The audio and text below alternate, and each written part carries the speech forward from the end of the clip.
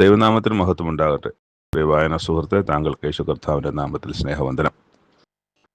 ഇന്ന് സെപ്റ്റംബർ 23 ഒന്നാമത്തെ വായനാ ഭാഗം 1 ദിനവൃത്താന്തം 6-ാം അധ്യായം. ഈ അധ്യായം ലേവിയുടെ പുത്രന്മാരെ കുറിച്ച്, അതായത് യാക്കോബിൻ്റെ 12 ആൺമക്കളിൽ ഒരുവനായ ലേവിയുടെ വംശപാരമ്പര്യത്തെക്കുറിച്ചാണ് ഇതിൽ പറയുന്നത്. അതിൽ 3 മക്കളാണ് ലേവിക്ക് ഉള്ളത്. അത് ഗർശോൻ, കെഹാത്ത്, മെരാരി. അതിൽ കെഹാത്തിൻ്റെ മകനാണ് മക്കൾ 4 പേര്. അതിൽ അമ്രാം എന്നൊരു മകനുണ്ട്. അമ്രാമിൻ്റെ മക്കളാണ് അഹരോൻ, മോശെ, മിരിയാം. അഹരോനെയും മോശയും മിരിയാമിനെ നമുക്ക് നല്ല പരിചയമുള്ളവരാണ്. അഹരോൻ ഇസ്രായേലിൻ്റെ ആദ്യത്തെ പുരോഹിതനായി തിരഞ്ഞെടുക്കപ്പെട്ട മനുഷ്യനാണ്. അത് കഴിഞ്ഞ് മോശെ ഇസ്രായേൽ ജനത്തിൻ്റെ നേതാവായി ദൈവം തിരഞ്ഞെടുത്ത മനുഷ്യനാണ്. അദ്ദേഹത്തിലൂടെയാണ് 40 വർഷത്തെ കനാൻ പ്രയാണം നടക്കുന്നത്. അപ്പോൾ 40 വർഷം ഇസ്രായേലിൻ്റെ നേതാവായി ഇസ്രായേലിനെ നയിച്ച, ദൈവം പറഞ്ഞ പ്രകാരം, ദൈവത്തിൻ്റെ ഹിതപ്രകാരം ദൈവജനത്തെ നയിച്ച മോശെ, പിന്നെ അവരുടെ സഹോദരി മിരിയാം. അപ്പം നമുക്ക് അറിയാവുന്നത്,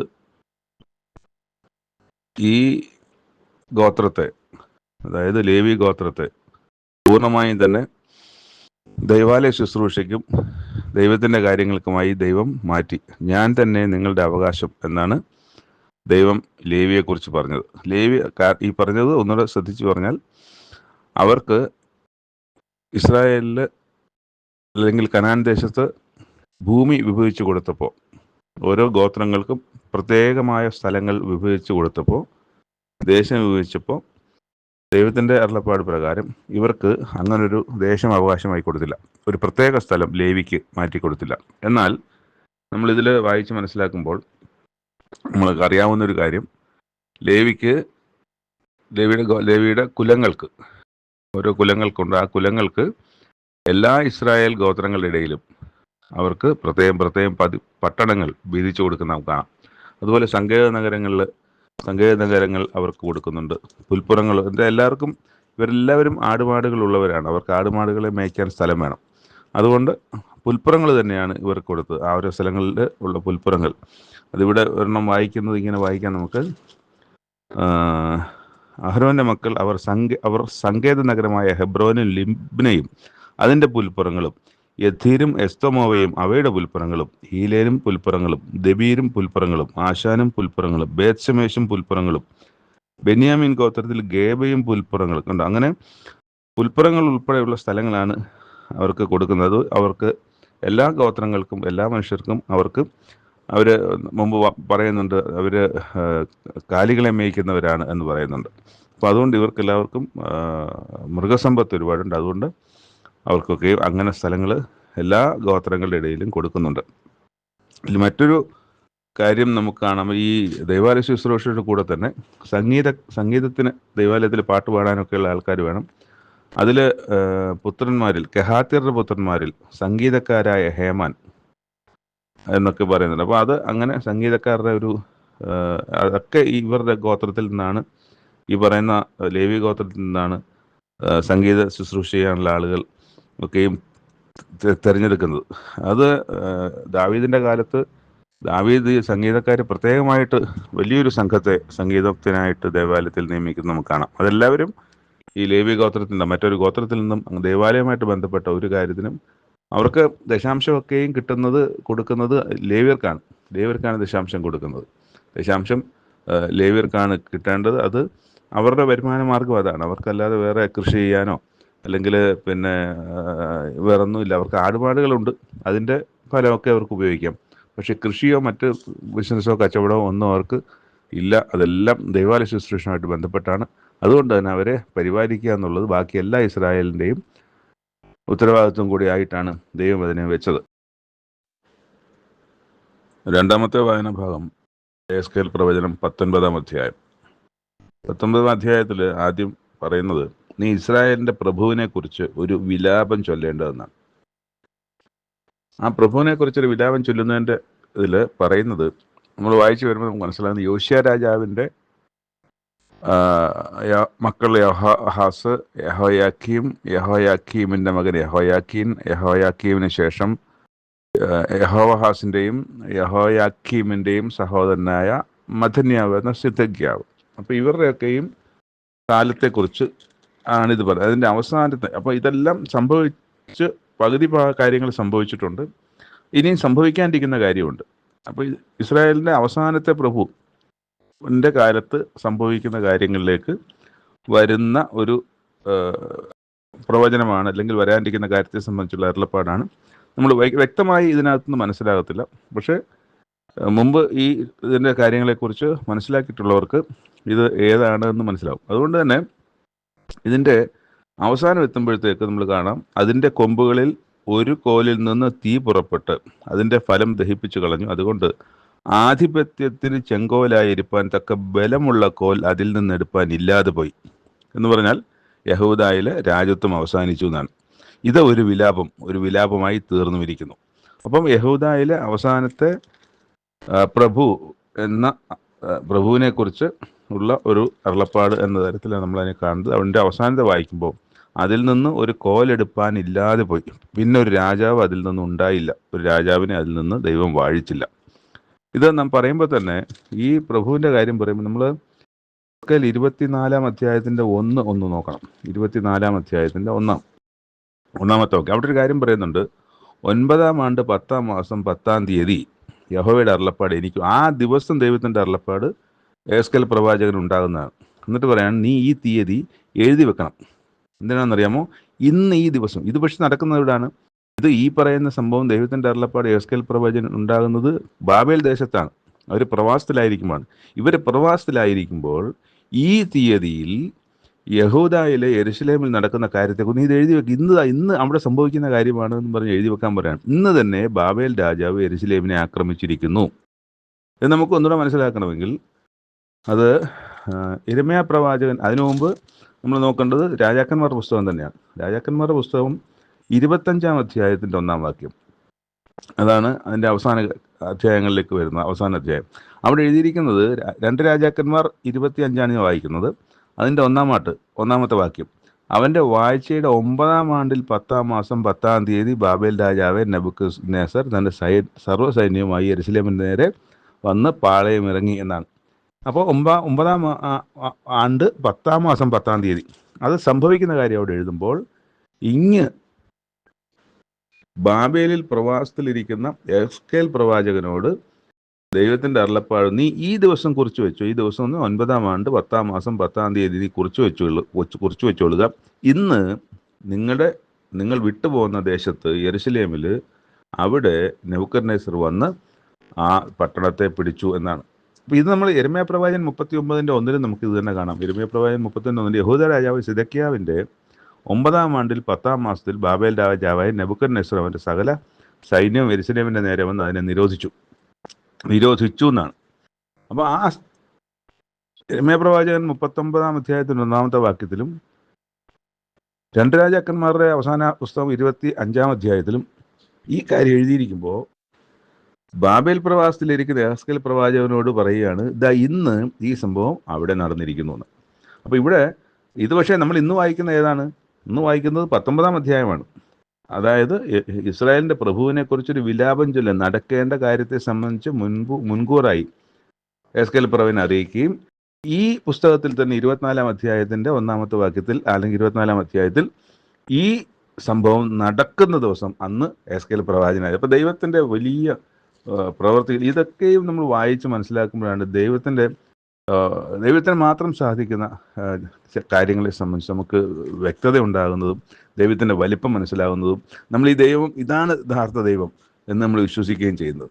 ഇത് ഞാൻ പറഞ്ഞ കാര്യം ഒന്ന് പരിശോധിക്കണം കേട്ടോ.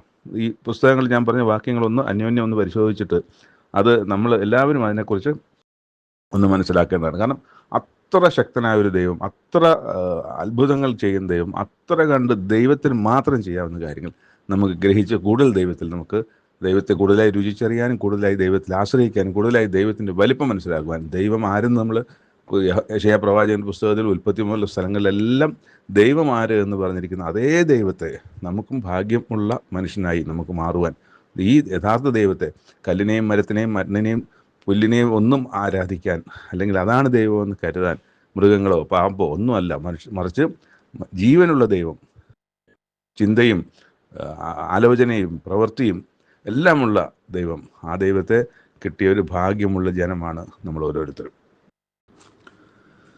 മൂന്നാമത്തെ വായനാ ഭാഗം ലൂക്കോസ് എഴുതിയ സുവിശേഷം 16-ാം അധ്യായം. ഒരു ധനവാന്റെയും അദ്ദേഹത്തിൻ്റെ കാര്യവിചാരകനായ ഒരാളുടെയും ഉപമ തൻ്റെ ശിഷ്യന്മാരോട് പറഞ്ഞുകൊണ്ട് ചില കാര്യങ്ങൾ സമർത്ഥിക്കാൻ യേശുക്രിസ്തു ഇവിടെ ശ്രമിക്കുന്നുണ്ട്. അപ്പോൾ ഈ അനീതിയുള്ള അത് അയാൾ അനീതിയുള്ള കാര്യവിചാരകനായിരുന്നു എന്നുള്ളൊരു ആക്ഷേപമുണ്ടായിരുന്നു. ആ ആക്ഷേപം അനുസരിച്ചാണ്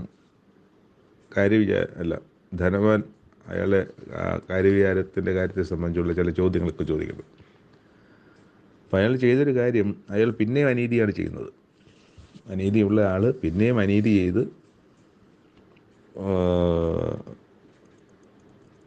ചെയ്തിട്ട് ആ അനീതിയായ കാര്യത്തെ മറച്ച് യജമാനൻ്റെ നിന്ന് പുകഴ്ച ലഭിക്കുവാൻ വേണ്ടി ചില കാര്യങ്ങൾ ചെയ്യുന്നുണ്ട്. അപ്പം അങ്ങനെ അത് ചെയ്യുന്നത് വഴി ആ യജമാനന് അറിയാതെ അയാളെ പുകഴ്ത്തുകയാണ്. പക്ഷേ അവിടെ ക്രിസ്തു ഒരു കാര്യം പറയുന്നുണ്ട്: വെളിച്ച മക്കളേക്കാൾ ഈ ലോകത്തിൻ്റെ മക്കൾ തങ്ങളുടെ തലമുറയിൽ ബുദ്ധിയേറിയവരല്ലോ. എന്നിട്ട് അനീതിയുള്ള മാമോനെ കൊണ്ട് നിങ്ങൾക്ക് സ്നേഹിതന്മാരെ ഉണ്ടാക്കിക്കൊള്ളുവിനെന്ന് ഞാൻ പറഞ്ഞു. അപ്പോൾ അത് യഥാർത്ഥത്തിൽ അങ്ങനെ പറയുന്നതല്ല. നിങ്ങൾ ഉണ്ടാക്കിയാൽ അത് തീരുമ്പോൾ അതില്ലാതാകുമ്പോൾ അവർ നിത്യകൂടാരങ്ങളിൽ നിങ്ങളെ ചേർത്ത് കൊള്ളുവാനിടയാകും. നിത്യകൂടാരം ഏതാ?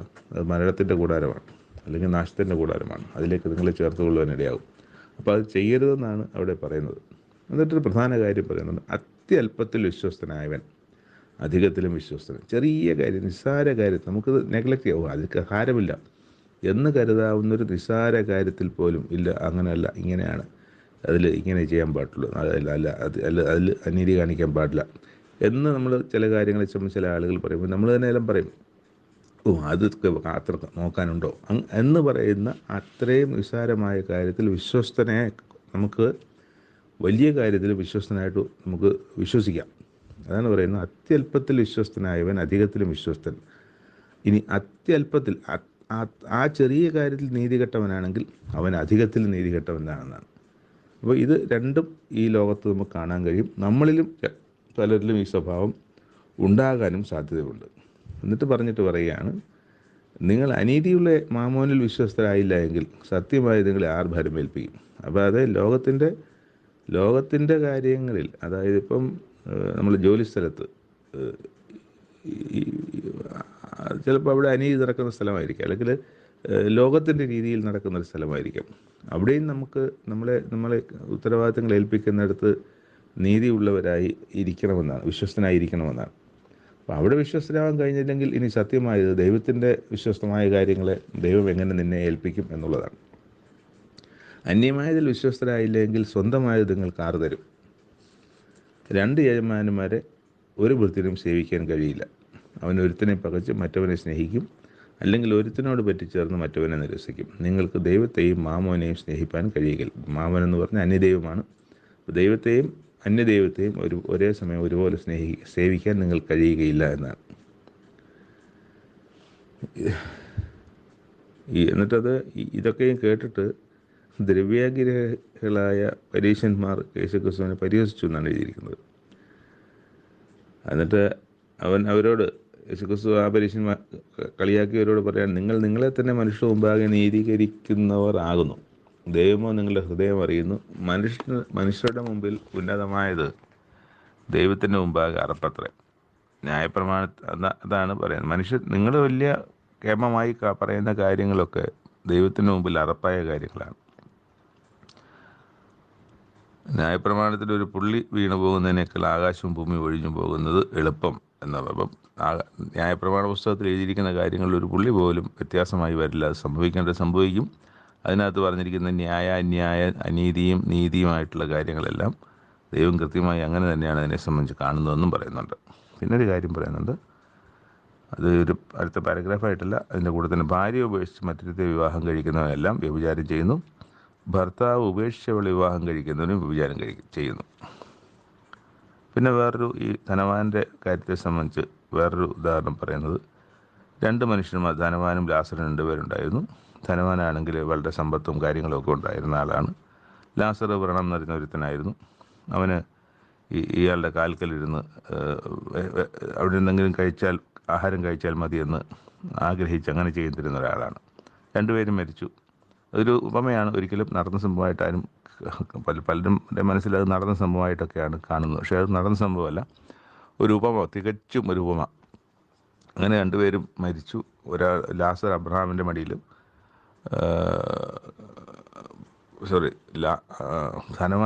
ലാസർ അബ്രഹാമിൻ്റെ മടിയിലും ധനവാൻ യാതനാ സ്ഥലത്തും പാതാളത്തിലും എന്നൊക്കെ അതങ്ങനെ എഴുതിയിരിക്കണം. അത് അവിടെ കാണുമ്പോൾ ഇവർ തമ്മിൽ ദൂരെ നിന്ന് ഇത് കാണുകയും ഈ ധനവാൻ അബ്രഹാമിനോട് യാചിക്കുകയും ലാസറിൻ്റെ കൈ ഒരു വെള്ളത്തിൽ മുക്കി എൻ്റെ നാവിലൊന്ന് തൊടണം എന്നൊക്കെ പറയുന്നുണ്ട്.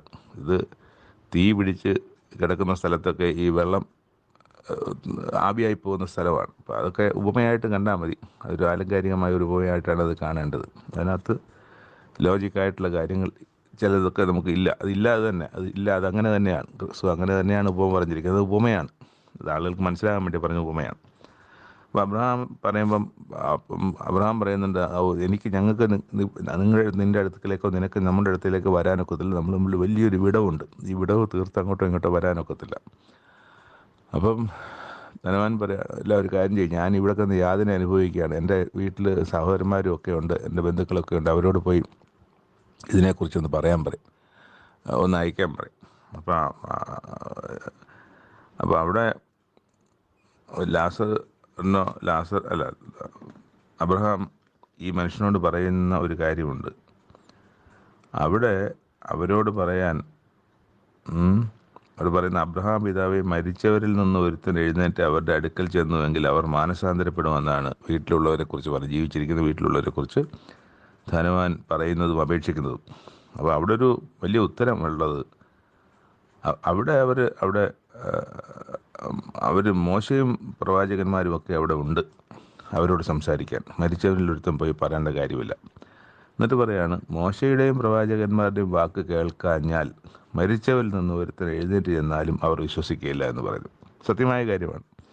അത് ഈ വിശ്വസിക്കാത്ത ആളുകളുടെ ക്വാളിറ്റി, അല്ലെങ്കിൽ നേച്ചറാണ്, അല്ലെങ്കിൽ ക്വാളിറ്റിയാണ്. അത് ഇനി ആര് ചെന്നാലും, ഇപ്പം ദൈവം ചെന്ന് പറഞ്ഞാലും അവർ വിശ്വസിക്കത്തില്ല. കാരണം ഇത് ദൈവമാണെന്ന് വിശ്വസിക്കില്ല, എന്നാലല്ലേ ദൈവം പറഞ്ഞാൽ വിശ്വസിക്കുള്ളൂ.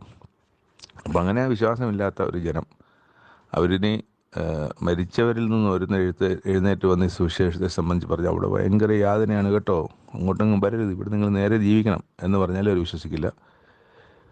പിന്നെ അവിടെയുള്ള പ്രവാചകന്മാർ, മോശയടക്കമുള്ള പ്രവാചകന്മാർ ഈ ജനത്തോട് സംസാരിച്ചാൽ അങ്ങനെ വിശ്വസിക്കാത്തവർ വിശ്വസിക്കില്ല. ഇനി ഞാൻ ഈ പറയുന്ന ദൈവം തമ്പുരാൻ വന്നാലും എന്ന് പറയുന്ന കാര്യം ഇവിടെ എഴുതിയിട്ടില്ല. ദൈവം തന്നെ നേരിട്ട് വന്ന് പറഞ്ഞാലും, ദൈവദൂതന്മാർ നേരിട്ട് വന്ന് പറഞ്ഞാലും അവർ വിശ്വസിക്കത്തില്ല. ഞാൻ ആദ്യം പറഞ്ഞ പോലെ അത് ദൈവമാണെന്ന് പോലും അവർ വിശ്വസിക്കും. ദൈവമാണെന്ന് വിശ്വസിച്ചാലല്ലേ ദൈവം പറയുന്നത് വിശ്വസിക്കുള്ളൂ. അപ്പോൾ അങ്ങനെ ദൈവമാണെന്ന് പോലും വിശ്വസിക്കാതെ അവരങ്ങനെ വിശ്വസിക്കുകയില്ല.